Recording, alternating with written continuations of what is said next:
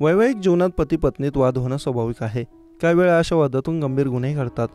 उत्तर प्रदेशात अशाच प्रकारची धक्कादायक घटना घडली.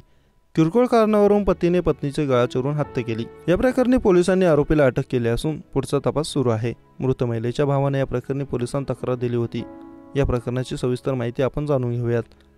उत्तर प्रदेशातल्या गोंडा येथे एका व्यक्तीने वादातून आपल्या पत्नीची गळा चिरून हत्या केली. घटनेची माहिती मिळताच पोलीस घटनास्थळी दाखल झाले.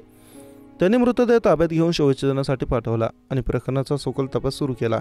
पत्नीत स्वयंपाक बनवण्यावरून वाद झाला, त्यातून ही घटना घडली. पतीने पत्नीची गळा चिरून हत्या केली. या प्रकरणी आरोपीला अटक करण्यात आली असून प्रकरणाचा सखोल तपास केला जातोय. इटियाठोक पोलीस स्टेशन हद्दीतल्या धर्मेई गावात हरतालिका तृतीयेच्या दिवशी ई रिक्षा चालक अलीमुद्दीन याने त्याच्या 45 वर्षांच्या पत्नीची हत्या केली.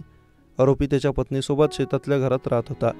स्वयंपाक बनवण्यावरून त्याच्या पत्नीशी वाद झाला. त्यावेळी त्याने चाकूने वार करून पत्नीची हत्या केली. पोलिसांनी दिलेल्या माहितीनुसार संशयाच्या आधारे आरोपीला ताब्यात घेऊन चौकशी केली जाते.